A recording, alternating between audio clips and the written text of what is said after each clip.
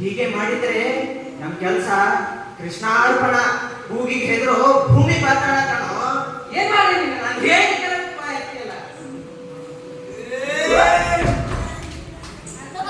ಹಾಸ್ಯ,